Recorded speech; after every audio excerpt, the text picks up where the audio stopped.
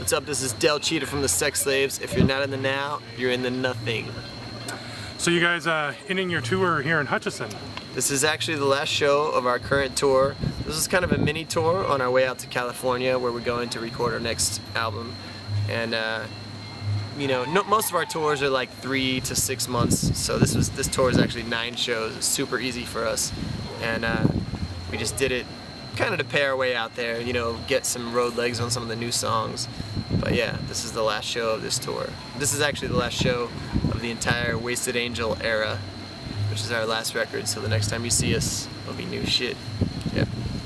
Now, talking about the new material, how would you compare the new stuff that you've written for the new album to the last record? I think the new record is really, I would say, we've gone a little bit back to the first record as far as attitude-wise, but we've learned a little bit from the last record songwriting-wise. So it's kind of the attitude of the first record with a little bit of what we learned songwriting-wise from the last record. Because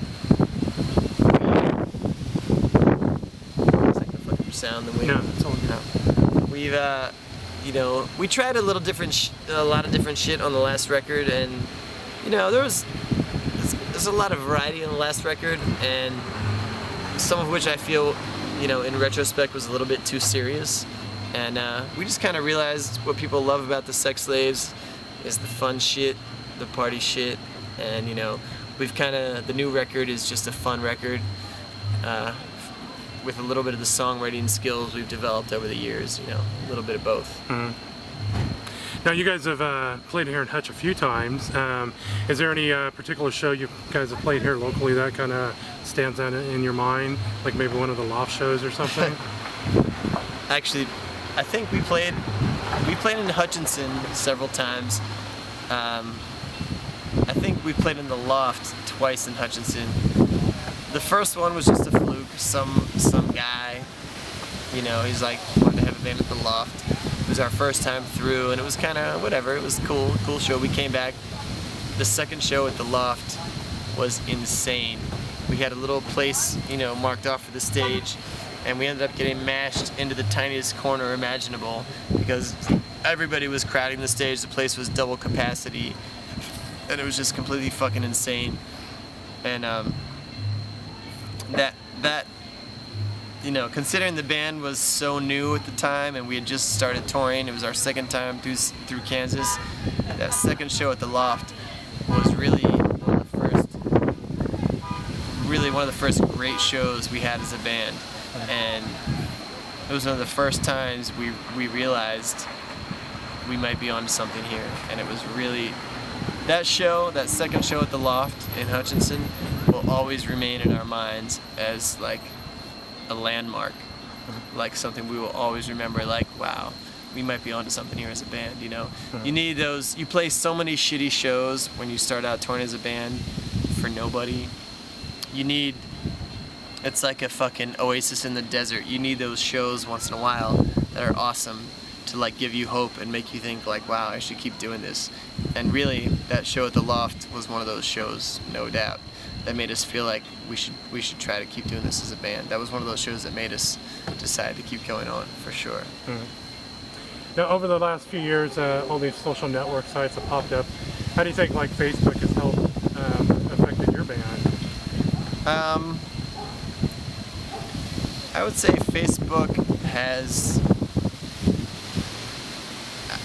Facebook has taken the place of MySpace. You know, Facebook hasn't directly like been a great benefit to the band, as you know, any more than the fact that it's taken the place of MySpace. You know, we had, I think, 25,000 fans on MySpace. You know, fans being whatever, completely worthless number, and probably a tenth of that on Facebook. You know, probably 2,500 on Facebook. But it's just that Facebook's taken the place of MySpace. Facebook has the advantage of being, you know, people who see your thing on Facebook are people who actually are interested in the band. You know, I don't think it's helped the band in the long run. It is what it is. You know, Facebook took the place of MySpace. Something might come along tomorrow that takes the place of Facebook. You know, you just try to keep current with whatever the current media site is. It doesn't I don't think Facebook in itself is a great benefit. It's just whatever. It just happens to be the current trend, you know. Now, you guys are getting ready to do the new record. When can the fans expect to have the disc in their hands? Well, the songs are all written.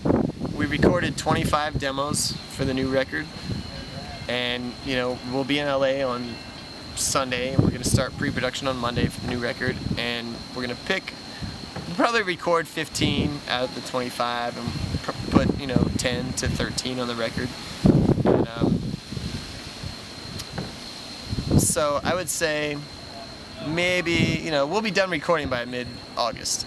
So probably, depending on how we put it out, it'll probably not be before October, November. But the new record is fucking awesome. The new record. We're more excited about this than we've been about the first record or the second record or anything we've done.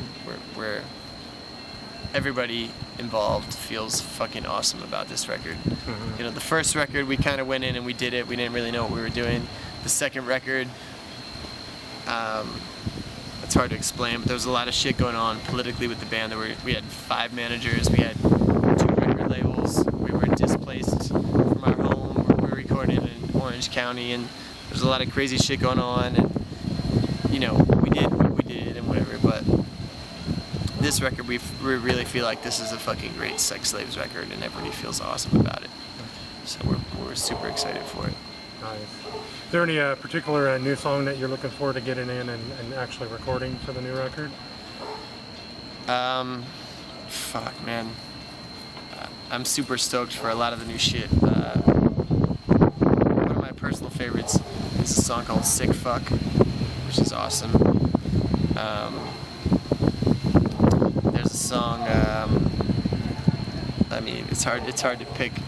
I guess there's a song called Let's Make Out, which is awesome. There's a song,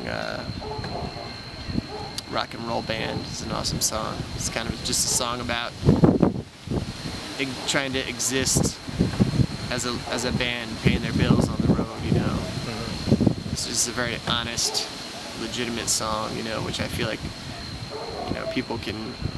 a lot of people have deceptions about the reality of life as a band on the road, It's like, it ain't fucking glamorous. It's not the 70s, It's fun, no doubt. Your life is a fucking party, but you bust your ass every fucking day. And it's incredibly windy out here. It feels awesome, actually. But no, you bust your ass on the road every fucking day in a band. And it's great. And at the same time, it's really fucking hard. And there's a lot of sacrifices you make, It's hard to have any real relationships. It's hard to maintain your family relationships and stuff, I feel like the new record is really incredibly fun and a little more personal look at the Sex Slaves, and I think we're pulling back the black curtain a little bit. Like, it's not like it's not. We don't want it to be a mystery what it is to be a fucking touring band on the road. Mm-hmm. The shit is what it is. It's fun. It's fucking awesome. It's also really hard. You love what you do. It's difficult what you do, but I guess probably the songs I'm most excited about, I would say, are, Rock and Roll Band, Let's Make Out, Sick Fuck. It's just the honest shit, We're just on the honest tip. It's good. So, what can the fans expect from the Sex Slaves over the next year? Next year? Yeah. You guys gonna get back out on the road anytime soon? Fuck yeah, man. We'll be touring our asses off, that's how we pay our bills. The day we stop touring is the day we stop making a dime. So, we gotta pay our fucking bills. We gotta stay out on the road. The next year, we got another tour, another Europe tour in the works.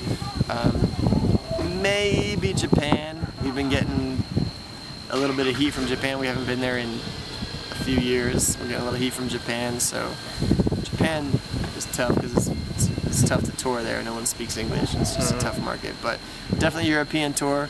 I mean, definitely several massive U.S. tours on the next record. The new record is going to be fucking awesome. We're going to keep doing what we do. I feel like the new record is going to open a lot of doors for the band. And if it doesn't, if it keeps going the way it is, I got no problem with that either. We'll keep doing what we do. But definitely a massive U.S. tour this fall, massive U.S. tour in the spring, probably Europe late spring, next to late spring, summer. But yeah. We'll be out on the fucking road with an awesome new record. And it seems like just from watching you guys live that you guys have a lot of fun up on stage. Dude, that's kind of what we live for. The stage is what you live for. I mean, I love recording. I love being in the studio, and it's great to see brand new ideas come to fruition and hear them crafted perfectly in the studio. But the studio is not really a real reflection of the band live. I mean, it's awesome, but I kind of look at them as two different things. When we're in the studio, there's no limitations. If we want to put a keyboard part in a song, fuck it, we'll do it in the studio. We'll put a keyboard part in a fucking song. An acoustic part, fuck it. When we're in the studio, we don't say, well, how can we play this live? We don't give a fuck. If the song is too complex to play live, fuck it, we won't play it live. You know what I mean? If there's too much crazy shit going on, we just won't play it live. It's a studio track. But that's kind of the way we look at it. Studio is one thing, live is another. You know, we craft the song in the studio, we make it as good as we possibly can, we use our imagination.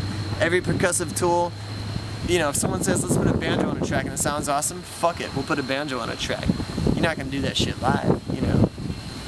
It comes time to tour, you look at the new songs and we're like, okay, this one we can play this way. Some songs, every record we've done, there's 4 or 5 songs we don't play live because it just doesn't work out. We try to, you know, incorporate them live, it just doesn't really fucking fly. There's a couple on the last record, there's a couple on the first record, a couple on the record before that. This record will probably be the same way. There's probably going to be a couple songs that maybe we can't play live.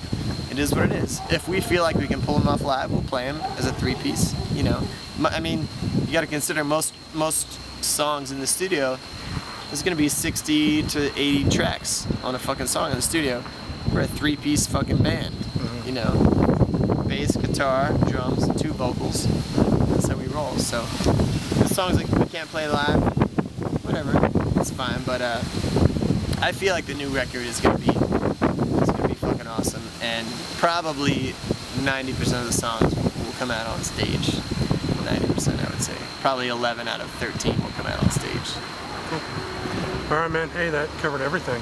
Awesome. Definitely. Thanks for taking the